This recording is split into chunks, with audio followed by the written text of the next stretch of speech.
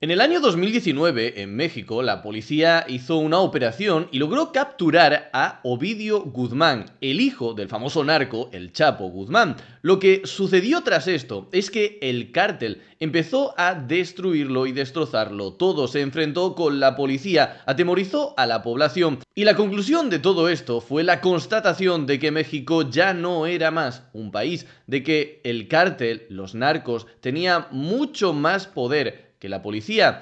En aquel tiempo presidía México Andrés Manuel López Obrador, y lo que decidió hacer este hombre fue liberar a Ovidio Guzmán. La justificación que dio en aquel momento, fueron razones humanitarias, para que no hubiese pérdida de vidas, víctimas, etcétera.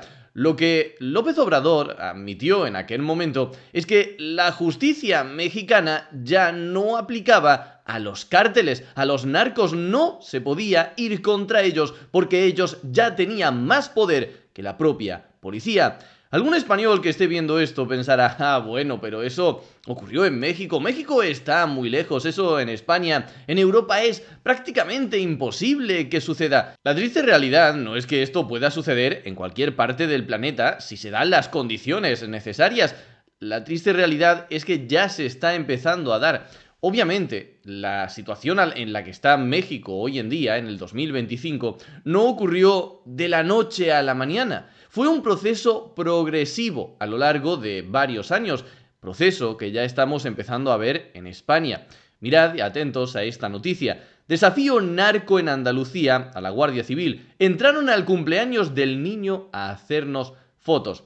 De verdad, una auténtica historia de terror lo que vamos a ver ahora, no por este hecho en concreto en sí, sino por la fotografía global de todo lo que estamos contando. No fue una amenaza directa, solo un aviso. Ni siquiera en un principio se lo tomaron como una agresión o una invasión de su intimidad. Parecían dos chalados, pero sabían lo que hacían. Era una forma de intimidar, que pasado el tiempo cobró fuerza y deja evidencia del poder de desafiar a las autoridades que tienen los narcos en la costa de Andalucía, sobre todo en ciertas partes de Cádiz. Cuando el hijastro de Agustín Domínguez, portavoz de Jucil en Cádiz, cumplió 11 años, celebraron una pequeña fiesta en un McDonald's, sin saber la desagradable visita que iba a recibir.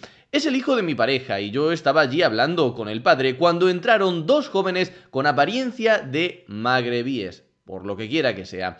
Los dos sujetos comenzaron a hacer como que miraban la carta mientras los apuntaban con el móvil. Hicieron el paripé, me di cuenta, los veía con el móvil, los miré y ya está. Pero entraron al cumpleaños del niño a hacernos fotos, asegura este hombre, el guardia civil. Conscientes de que la gente de la Guardia Civil, uno de los portavoces más beligerantes contra el narcotráfico en Cádiz, no les daba importancia, se acercaron para hacer notar su presencia. Antes de irse, esquivaron la barra y uno me apuntó con el móvil. Me hizo una foto, pero nada más. Recuerda Domínguez, quien explica que los supuestos narcos se marcharon del McDonald's sin dejar de mirarlo.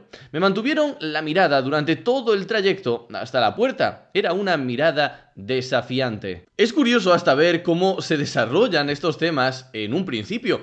Si estos dos narcos hicieran esto en un país como México, obviamente el policía sabría en el primer segundo de qué iba toda esta historia, de que la presencia de esos dos hombres allí en el cumpleaños de su hijastro tomándole fotos era una advertencia para mandarle un mensaje de más vale que mantengas la boca cerrada sobre este tema, dedícate a otras cosas y no nos toques demasiado las narices o vas a acabar mal. El problema es que en España no estamos acostumbrados, afortunadamente, no estábamos acostumbrados hasta ahora a que un delincuente tuviese este tipo de comportamientos con la policía, que pudiese llegar a entrar al cumpleaños del hijastro de uno de ellos y amenazarles de esta forma. Por eso, porque como todavía en España no estamos en esos términos, aunque estamos empezando, tuvieron que esforzarse un poco más. Insisto, curioso hasta esa parte. Aquel día me lo tomé a risa, contaba. No me preocupó, sin embargo, ahora están pasando algunas cosas que me han hecho volver a pensar en aquello.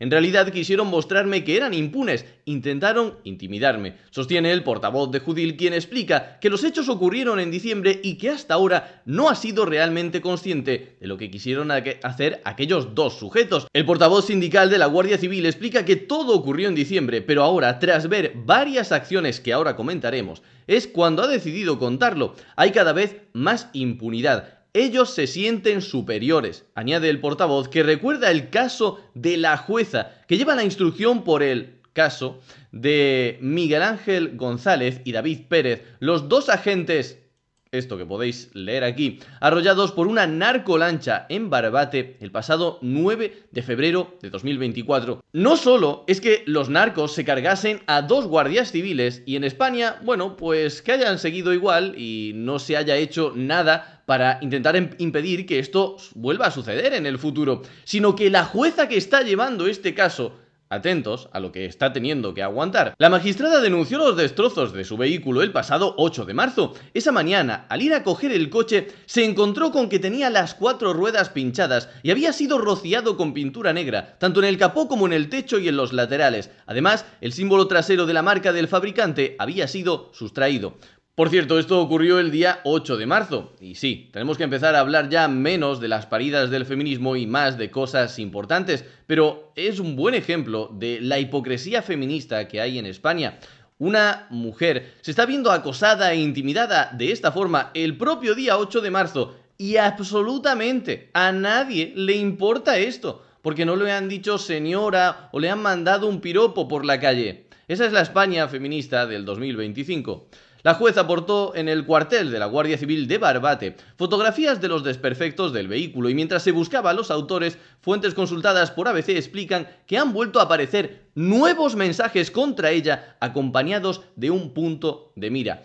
Hay que tener estas cosas en cuenta, por eso ahora recuerdo aquello que pasó en el cumpleaños del niño. No lo entendí como una amenaza, pero sí como un aviso de que están ahí, una forma de intimidar. Creo que lo que me quisieron decir es que me calle, que tenga la boca cerrada, que no siga denunciando la situación que hay, explica el portavoz, quien remarca que lo que ocurrió fue un desafío. Es que hay una impunidad increíble. El otro día, en una intervención, recibieron a los guardias civiles a tiros.